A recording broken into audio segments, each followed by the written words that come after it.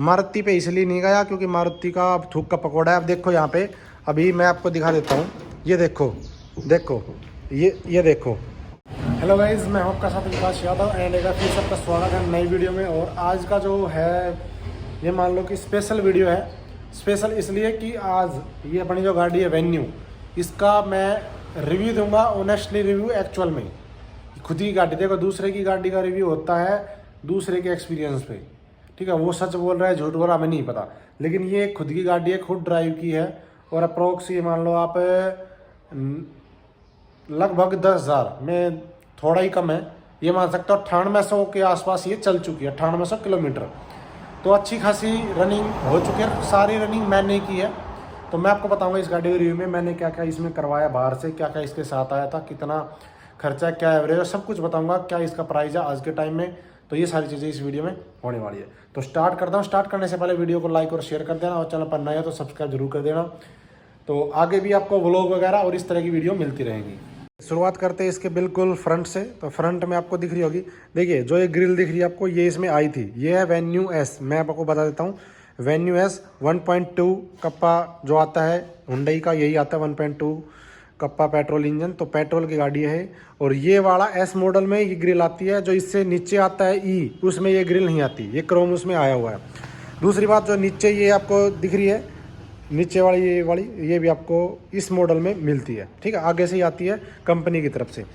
बात करें हेडलाइट की, तो हेडलाइट में देखो, हेडलाइट इसमें हेलोजन आए थे। अभी देखो इसमें हेलोजन बल्ब है और इसमें प्रोजेक्टर नहीं आता है। और लेकिन जो ये जो ग्रिल है, जो ग्रिल आपको दिख रही है, ये वाली मैंने बाहर से लगवाई है। ये ग्रिल है, ये भी मैंने बाहर से लगाई। इसका खर्चा बताऊँगा बाद में कितना लगा। बात करें फॉग लैम्प की, तो फॉग लैम्प है इस मॉडल में नहीं आते। फॉग लैम्प मैंने बाहर से लगवाई। इसकी बात करें तो फॉग लैंप लगे मेरे लगभग अप्रोक्स 3500 रुपये के, ठीक है। लेकिन अगर कंपनी से लगवाओगे तो आपको पड़ेगी 4600 रुपये की फॉग लाइट प्लस 500 रुपये इंस्टॉलेशन। मैंने दोनों जगह पता किया था, तो कंपनी में मुझे पड़ते हैं 5100 रुपये के, ठीक है। आवाज़ आपको आ रही हो क्योंकि मेरा घर रोड के नज़दीक है, तो वो इग्नोर करना बाहर की आवाज़। तो ये मैंने बता दिया, कंपनी से लगवाओ तो 5100 के लगेंगे। बाहर से मैंने लगवाए, नियोस के थे, और ये पड़े 3500 रुपये के। और इसी तरह इधर भी ये क्रोम मैंने लगवाया। क्रोम का रेट मैं बाद में बताऊंगा। चलो अब चलते हैं साइड प्रोफाइल में। साइड प्रोफाइल में बात करें, अगर टायर की बात करें ना, तो टायर इसका 195 और 15 इंच के जो है टायर के इसका वो रहेगा। क्योंकि इससे ऊपर वाले मॉडल में जाओगे तो उसका थोड़ा सा बढ़ जाता है, और अलॉय इसमें नहीं आता है, ये ऐसे ही आती है इसमें। लेकिन इसकी एक बात अच्छी है, जो इसका व्हील कैप है, ये एक तो इसमें नट वाला आता है, ठीक है। इसमें नट आप कर सकते हो, क्योंकि जो और गाड़ियाँ होती है मारुति वगैरह की, उनमें नट वाला नहीं है तो निकल के गिर जाते कभी भी हो, लेकिन इसमें ऐसा नहीं है। और इसका जो डिज़ाइन है वो अच्छा लगता है as compare to Maruti Brezza वगैरह, या उनका तो बहुत टुच्चा काम है। अब बात करें साइड में, देखो साइड में अगर बात करें तो जो आपको डोर के ऊपर जो लगा है क्रोम, ये भी मैंने बाहर से लगवाया। जो मिरर पे लगा है, साइड मिरर पे, ये भी मैंने बाहर से लगवाया है। और ये लगे हैं, ये तो आपको पता है, ये तो आती नहीं गाड़ी साथ। लेकिन जो ये नीचे वाला ये जो ब्लैक है, ठीक है, ये इसके साथ आता है। बाकी और गाड़ियों में ये फीचर नहीं मिलता। वेन्यू हुंडई वगैरह देती है, और बाकी मारुति वगैरह में ये सब चीज़ें नहीं मिलती आपको, ये बाहर से ही। लेकिन ये इसमें ऑलरेडी फैक्ट्री से ही आया था, वैसे की वैसे। ये भी वही है, ये वो आपको बता ही दिया मैंने। अब बात करते हैं साइड से, पीछे से। तो पीछे ये वाली जो ग्रिल है, ये जो क्रोम, ये हेडलाइट पे ये है। ये जो आपकी पीछे की जो लाइटें हैं, बैक लाइट, तो इससे ये एलईडी डीआरएल नहीं है, ये नॉर्मल लाइट है। और इंडिकेटर तो रहेगा इसमें, और जो बैक है वो इसमें है। कई गाड़ियों में ये अपना लोगो। और सबसे जो अच्छी चीज़ मुझे हुंडई की लगती है वो ये है, ये वाला जो बैजिंग के साथ जो नीचे नाम लिखते हैं, जैसे इसमें वेन्यू लिखा है इस तरीके से। ये मेरा दूसरा चैनल है भाई, सक्सेस हरियाणा, और जो वीडियो देख रहे हैं गुड़गांव वाला है, तो आप उसको भी सब्सक्राइब कर देना। और ये वाली चीज़ें जो ये बैजिंग है इसमें वेन्यू की, ये मारुति में नहीं आती है। मारुति में हो या किसी में भी हो, यहाँ पे नहीं आती। बहुत अच्छा लगता है ये इस वाले मॉडल में। 2 सेंसर है, एक सेंसर ये और एक सेंसर ये, ठीक है। जगह थोड़ी सी कम है क्योंकि ये गाड़ी देखो कितनी जगह है। ये मैं अपने घर में ही वीडियो शूट कर रहा हूँ, ये थोड़ी जगह है, लगभग ये मान लो 2 फुट के आसपास जगह है, इसलिए थोड़ा नज़दीक से बना रहा हूँ। और बाकी इसमें और बताने के लिए साइड में कुछ नहीं है। अंदर से बताऊंगा फीचर, वो ये सारी चीज़ें सेम है इस साइड भी। और ये भाई डोर वाइजर ये मैंने बाहर से लगवाए हैं, इसमें नहीं आता है। लेकिन जो एक और अच्छी चीज़ वो ये है, ये ग्रिल, ये जो रूफ माउंट, ठीक है, ये जो आती है, ये वाली मुझे सबसे बेस्ट लगती है जो वेन्यू में आती है। ब्रेजा में ये सब चीज़ें आती है, लेकिन बहुत ये मान लो यहाँ पे जो गैप है ना, ये वाला नहीं होता इसमें। तो आप कुछ अगर क्या बोलते हैं उसको, सामान वगैरह रखने के लिए बनवाते हैं ना कैरियर टाइप, वो भी करवा सकते हो अगर किसी को चाहिए तो। बाकी ये बहुत अच्छा इन्होंने फीचर दिया है इसमें, लेकिन इससे नीचे वाले मॉडल में ये नहीं आती भाई, ध्यान देना, इससे नीचे वाले मॉडल में ये नहीं आती, ये वेन्यू एस में आती है, इससे ऊपर आती है। और बात करें इसका जो एंटीना है, ये माइक्रो एंटीना नहीं है, एंटीना ये वाला आता है, ये मैंने चेंज नहीं करवाया, कोई फ़र्क नहीं पड़ता, ठीक है। ये अपना एप्पल का जिससे वीडियो बना रहा हूँ वो आया था, मैंने यहाँ पे इसको चिपका दिया। ये तो हो गया बाहर से, यहाँ पे आती है लगभग। इंटीरियर में आपको दिखाऊंगा कि इंटीरियर इसका कैसा है। बाहर से साइड प्रोफाइल आप देख लो, दूर से मैं दिखाता हूँ, देखो खड़ी हुई भी गाड़ी अच्छी लगती है, ठीक है। इंटीरियर की, तो इंटीरियर से पहले मैं आपको दिखाना चाहूँगा इसकी चाबी। ये इसकी की है, ये एक की और आती है, नॉर्मल आती है, एक की ही है, ये फ्लिप की है इस तरीके से। इसमें देखो ये अनलॉक, ये लॉक और ये बूट। बूट का ये सिस्टम कैसा है, इसको दबाने से बूट नहीं खुलेगा, लेकिन इसमें क्या फीचर है, अगर आप गाड़ी अनलॉक नहीं करना चाहते कंप्लीट, तो देखो मैं इसको दबाऊंगा, ये दबाए रखूँगा, प्रेस करते रहो, इसको हटाना मत। देखो अभी देखिए क्या होगा, देखो अब बूट अनलॉक हो चुका है, लेकिन इसको अगर आप हटा दोगे हाथ को तो नहीं खुलेगा। अब इसको ऐसे ही रखना है, और यहाँ से जो बटन है वो आप ऐसे इसको दबा दोगे। अब गाड़ी अनलॉक नहीं हुई है, गाड़ी देखो, गाड़ी लॉक ही है अब भी, ये देख लो गाड़ी अभी लॉक है, लेकिन ये फीचर इसमें है। और ये हाइड्रोलिक ही होता है, सबका ही होता है आजकल, तो ये चीज़ इसमें एक अलग है। अब ये बूट बंद हो चुका है, मैंने यहाँ से कुछ नहीं किया अभी। अभी देखो नॉर्मल बूट बंद है, नीचे से नहीं खुल रहा है। अब इसको अनलॉक करके अंदर चलते हैं। देखो जो सबसे अच्छा फीचर मुझे हुंडई का लगता है ये है, किसी को इरिटेशन भी होती है, ये जो आवाज़ आती है ना मस्त लगती है, हॉर्न एक नंबर का है भाई। पहले करेटा में आया था ये, लेकिन अब हुंडई की सारी गाड़ियों में। देखिए इंटीरियर की बात करें तो ये जो डोर है, ये ड्राइवर वाली विंडो है, इसके ऊपर ये जो मिरर है इलेक्ट्रिकली एडजस्टेबल है, लेकिन फोल्डेबल नहीं है। ध्यान देना, इस वाले मॉडल में इलेक्ट्रिकली फोल्डेबल नहीं है, लेकिन एडजस्ट आप कर सकते हो, अच्छा फीचर दे रखा है। ये लॉक अनलॉक के लिए, ये चारों विंडो के लिए, और चारों ही इसकी विंडो है, वो भाई फ्रंट हो चाहे रियर हो, वो पावर विंडो है। ये वाला जो बटन है ये पीछे के लिए है, अगर मान लो अभी ये बंद है, देखो अभी ये बंद, अभी ये ओपन है, अगर मैंने इसको नीचे कर दिया तो जो पीछे वाले विंडो है ना, पीछे वाले जो शीशे हैं वो ओपन नहीं होंगे वहाँ से, यानी कि मैं तो कर सकता हूँ यहाँ से सारों को, लेकिन ये जब तक प्रेस नहीं हटाऊंगा मैं इसको, तो पीछे वाला बंदा, यानी कि हो सकता है आपके बच्चे बैठे हों, तो वो फीचर है कि आप वो बच्चे उसको नीचे नहीं कर सकते जब तक ये यहाँ पे मैं दबा के रखूँगा। अगर मैंने इसको ऊपर कर दिया तो पीछे वाले जो हैं वो यूज कर सकते हैं। अब बात करें ये इसका जो सबसे बढ़िया ये लगता है मुझे, ये वाला जो ये इसका है ना, एक नंबर का लगता है, फिनिशिंग अच्छी है, और ऊपर से इस पर क्रोम एक तरीके से बहुत अच्छा कंपनी से ही फिटेड है ये, ठीक है। इसकी जो स्टाइलिश है वो काफ़ी अच्छी है। अब बात करते हैं इसके इंटीरियर के बारे में, मैं आपको दिखाता हूँ इसके अंदर बैठ के। अब देखो जो मैं आपको कह रहा था कितनी चल चुकी, 9940, इतना ही मुझे एग्जैक्ट याद नहीं था, यानी कि लगभग 10,000 में 60 किलोमीटर का ही डिफरेंस है। तो एक्चुअल मैं आपको दूंगा अब इसका रिव्यू। देखिए ये मैंने ये जो ग्रिप है ये बाहर से लगवाई है, और मेरे हिसाब से अच्छी फिनिशिंग आपको दिख रही होगी, इसमें रेड कलर के धागे से इसकी सिलाई कर रखी है, ठीक है। ये इसमें क्रूज कंट्रोल नहीं आता इस मॉडल में, इससे ऊपर वाले मॉडल आएंगे उसमें क्रूज कंट्रोल मिल जाएगा, इसमें नहीं आएगा। लेकिन ये वाली चीज़ें हैं जो आपको मीडिया, जो आपका इंफॉर्मेशन सिस्टम है उसको कंट्रोल करने के लिए सारी चीज़ें हैं। ये कॉल उठाने के लिए, कट करने के लिए, ये आगे पीछे सॉन्ग चेंज करने के लिए, वॉल्यूम, म्यूट और मोड। इसके बात करें डिस्प्ले के बारे में, देखो आरपीएम मीटर इधर है, मारुति की कई गाड़ी में तो आरपीएम तक नहीं दे रहे हैं, ठीक है। और ये आपका स्पीडोमीटर, इधर आपको डिजिटली दिखता रहेगा कि कौन सा गियर लगाना है, कितना चल चुकी, कितनी एवरेज है। मैं आपको एवरेज भी दिखाता हूँ इसकी, और फिर बताऊँगा एक्चुअल में अब तक एवरेज कितनी रही है। देखिए अभी मैं इसको, देखिए हो गया ऑन, इग्निशन इसका सारा ऑन है। अब देखो यहाँ पे शायद पता नहीं आपको दिख रहा है नहीं दिख रहा, मैं बता देता हूँ। एवरेज अभी दिखा रही है 14.7 की, क्योंकि अभी पीछे जब मैं कल आया था जहाँ से, तो जाम इतना भयंकर जाम था, तो इसलिए एवरेज घट गई। लेकिन एक्चुअल में बताऊँगा एवरेज कितनी देती है। एवरेज देती है, अगर जेन्युइनली बात करें तो लोकल में, देखो नई गाड़ी लेके आओगे तब एवरेज मेरी भी 13, 12, 13 ऐसी देती थी, जब नई गाड़ी में लेके आया था इसको तब। लेकिन जैसे ही ये 4,000, 5,000 किलोमीटर चली, उसके बाद एवरेज बहुत अच्छी हो गई, क्योंकि हम हुंडई से एवरेज की उम्मीद नहीं करते हैं। तो इसकी जो एवरेज अभी मुझे मिलती है वो अप्रोक्स ये मानो लोकल में 15 प्लस रहती है, और हाईवे पे अगर जाते हैं तो 17 से 18 तक पहुंच जाती है। 17 प्लस ही रहती है, 18 भी चले जाती है, और जेन्युइन होती है। मीटर में जो दिखाता है ना, मैंने कई बार चेक कर लिया, कई कहते हैं मीटर में गलत है, लेकिन नहीं, मीटर में जो चीज़ है दिखा रहा है ना, वास्तव में वही चीज़ ग्राउंड लेवल पे है। टैंक टू टैंक मैंने करके देख लिया, कभी कोई ये कहे कि इसमें गलत है तो टैंक टू टैंक मैंने करके देख लिया। ये बात हो गई। और ये भाई मैंने हाईएस्ट स्पीड मैंने इसकी चला के देखी नहीं, बाकी 120 तक मैं लेके गया हूँ, उसके ऊपर भी चली जाएगी, 160 है 80 तक चली जाएगी, लेकिन इससे ऊपर भाई मैं चलाता नहीं, वो रिस्क ही होता है और रिस्क लेना बेकार है। और इसकी जो स्पीड है मैं बताता हूँ, पिकअप इसका कितना है एक्चुअल में, पिकअप बताता हूँ। वो मैं आपको बताऊँगा कि इतने टॉर्क कितने न्यूटन का, वो समझ नहीं आएगा। मैं बताता हूँ एक्चुअल में, जब तक ये गाड़ी पहला गियर मांग लेगी, ये लगभग आपका पहला गियर लगाने के बाद दूसरा गियर मांग लेगी 10 पे, ठीक है, दूसरा गियर, तीसरा गियर मांगेगी 25 पे जाके, और चौथा गियर मांगेगी ये 40 के बाद, और जब ये लगभग 60 के और 55 के बीच में रहेगी तब ये 5वां गियर मांग लेगी। और जैसे ही 60 से ऊपर जाएगी ना, उसके बाद ये जो पिकअप दिखाती है, एक नंबर का पिकअप होता है। 60 के बाद एकदम से बूम आता है इसमें, ठीक है। ये एक्चुअल है, जो मैं खुद अपना एक्सपीरियंस शेयर कर रहा हूँ। अब बात करें इसके बारे में कि इसका जो म्यूजिक सिस्टम आया वो कैसा था। एज इट इज़ आया था, मैंने चेंज नहीं करवाया।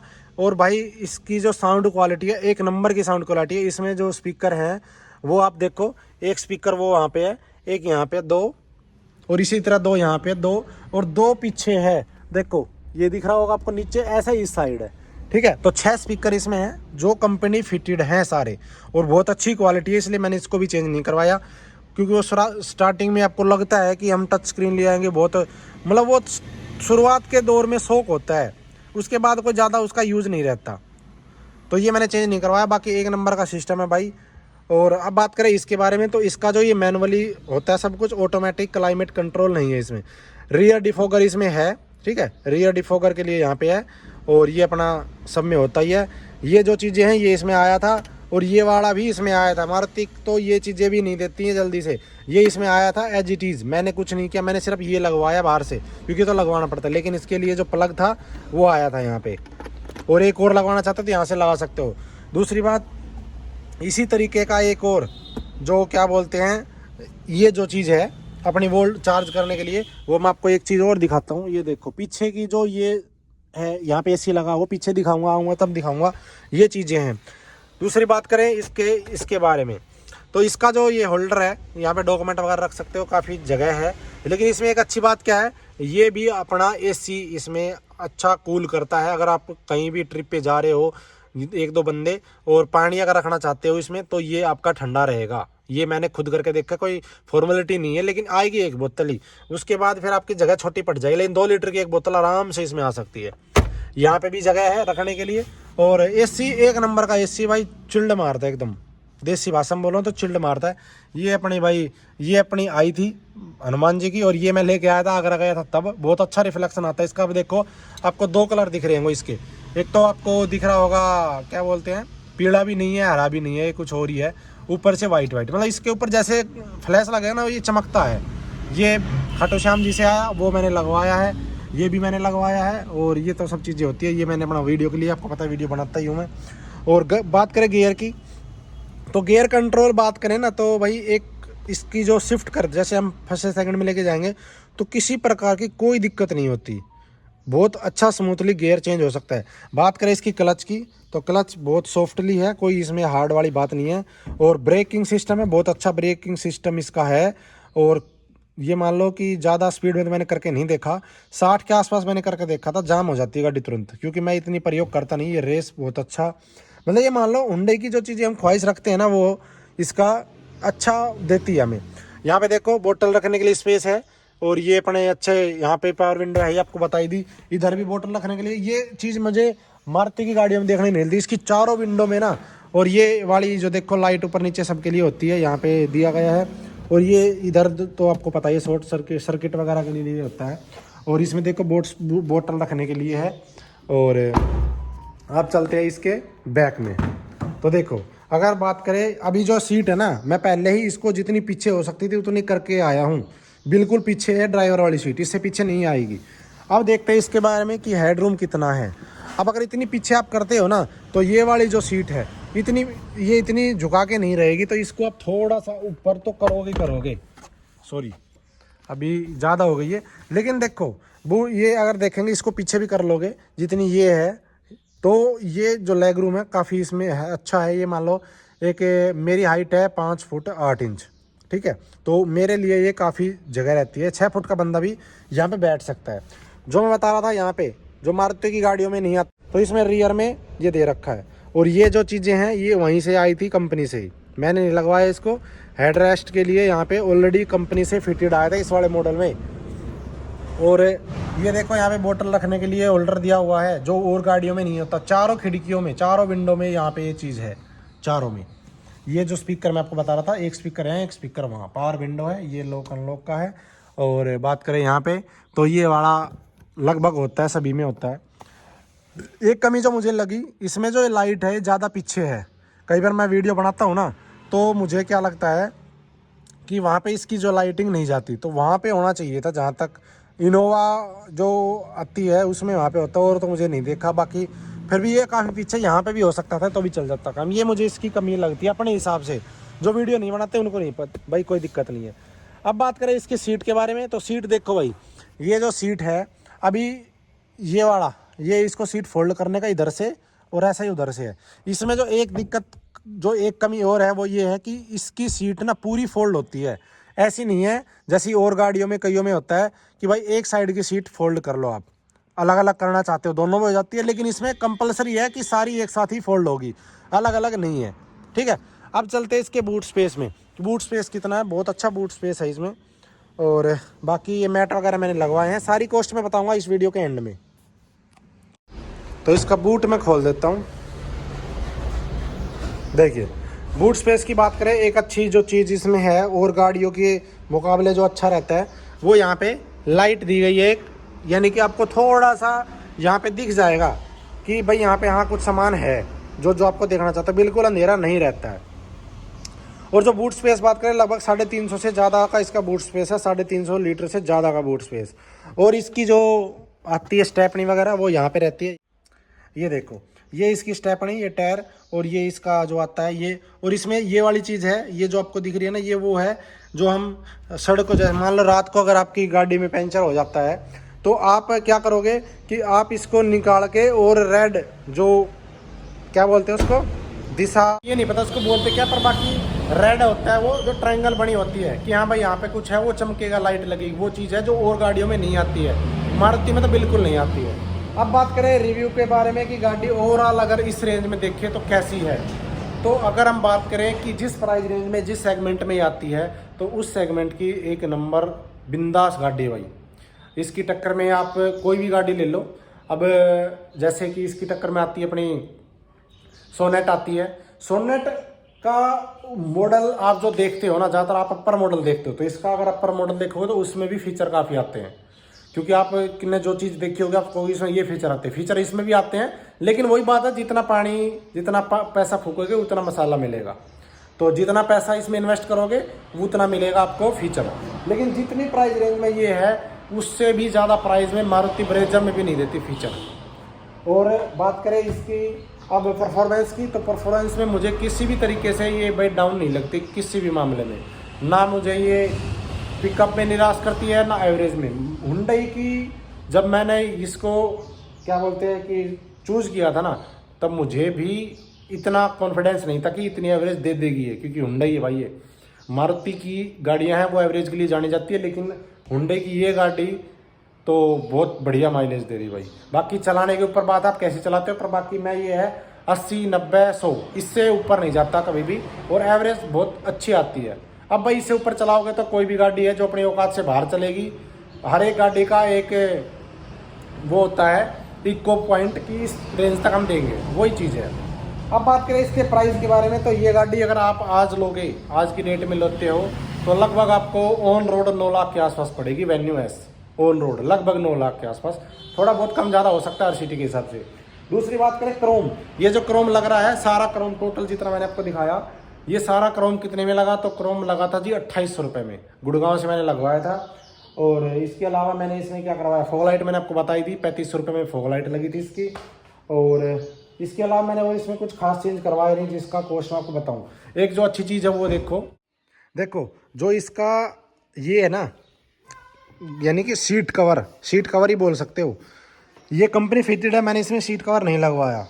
लेकिन भाई जो क्वालिटी है ना सीट कवर की, एक नंबर की क्वालिटी है। सीट कवर मैं लगवाने गया था, लेकिन मुझे एक ने सजेस्ट किया अनल भाई, क्योंकि सीट कवर करते हैं तो यहाँ से बकेट फिटिंग करने के लिए ना यहाँ से काट देते हैं सीट को, और वो सीट फिर ख़राब है। जब वो दूसरा सीट कवर चेंज करवाओगे तो फिर बिल लगवाना पड़ता है तुरंत, और ये सीट काम की नहीं रहती, इसलिए मैंने नहीं करवाया इसमें। मैंने यहाँ पे तौलिए लगा रखे थे वाइट वाले, अभी हटा दिए क्योंकि धोने के लिए। ये जो लगा हुआ ना ये तौलिए के लिए था नीचे, तो ये मैंने करवा रखा था यहाँ पे। और बाकी इसमें मैंने कोई खर्चा नहीं लगाया। मैट थे, मैट की बात करें कितने रुपए के मैट लगे, तो मैट ये वाले मैट है अच्छे लगते हैं, क्योंकि इसमें देखो अब यहाँ पे रेत इसके अंदर होगा, वैसे तो नहीं है, लेकिन रेत आता भी है ना तो यहाँ पे नहीं दिखता वो। और जो आते हैं 7D 5D जो भी आता है उस पर रेत बहुत साफ दिखता है, फिर वो मज़े वाली बात नहीं रहती है। इसलिए मैंने ये वाले लगवाए। 900 रुपये के ये मैट लगे थे। इसके नीचे कंपनी के जो आते हैं वो इसके नीचे लगे हुए ये वाले, ठीक है जी। तो ये है टोटल ओवरऑल। इसके अलावा मैंने इस गाड़ी में कोई भी पैसा नहीं लगाया है। और जो ये तो आपको पता ही है 250 रुपये में लग जाते हैं। तो टोटल मैंने उस टाइम पे जब ये सारा काम मैंने एक साथ करवाया था, मैट वैट सब कुछ, डोर वाइजर, ये 600 रुपये का डोर वाइजर है, अभी तक कोई दिक्कत नहीं है। टोटल ये 6500 रुपये का खर्चा लगा था जब मैं इसको करवा के लाया था तब। और जो देखो इसकी आवाज़ देखना, अभी जो बंद करते तब देखो कोई दिक्कत नहीं है, सॉफ्टली बंद हो जाती है एक बड़ा बढ़िया से। तो ये था भाई आज का रिव्यू। तो ये मैंने बता दिया, ये मेरा खुद का रिव्यू है, किसी और का नहीं है। तो ये मान सकते हो कि गाड़ी लेने में आपको किसी भी तरह की सोचने की आवश्यकता नहीं है। मार्केट है, हुंडई की मार्केट है, इस गाड़ी की भी मार्केट है। ये जो किया वगैरह की आती हैं अपनी सोनेट वगैरह, इनकी मार्केट नहीं है। नई कंपनी है, फोर्ड की तरह कभी भी जा सकते हैं, लेकिन जो हुंडई है ब्रांड, इसकी वजह से भी एक रीज़न मेरा था कि इसको लेने का, हुंडई का ब्रांड एक नाम होना, इस वजह से, ठीक है। मारुति पे इसलिए नहीं गया क्योंकि मारुति का अब थूक का पकौड़ा है। अब देखो यहाँ पे, अभी मैं आपको दिखा देता हूँ, ये देखो ये देखो, कहीं से अगर दबती हो इसका बोनट, मैं खूब जोर लगा रहा हूँ, लेकिन अगर आप इतना जोर मारुति की गाड़ी पे लगा दो ना बोनट पे, भाई साहब दब जाएगा, वहीं डेंट पड़ जाएगा। लेकिन इस गाड़ी की बिल्ड क्वालिटी उससे बेहतर है। तो ये था अपना आज का रिव्यू, कैसा लगा बताना। और अगर आप भी देख रहे हो, हुंडई को सर्च कर रहे हो, तो इस वीडियो को देख लेना कंप्लीट, सजेस्ट करना। और ये मेरे हिसाब से इस बजट में, इस सेगमेंट में बहुत बेहतरीन गाड़ी है। धन्यवाद, थैंक यू। अगली वीडियो में फिर मिलेंगे। इस वीडियो को लाइक और शेयर करना, चैनल को सब्सक्राइब नहीं है तो कर देना।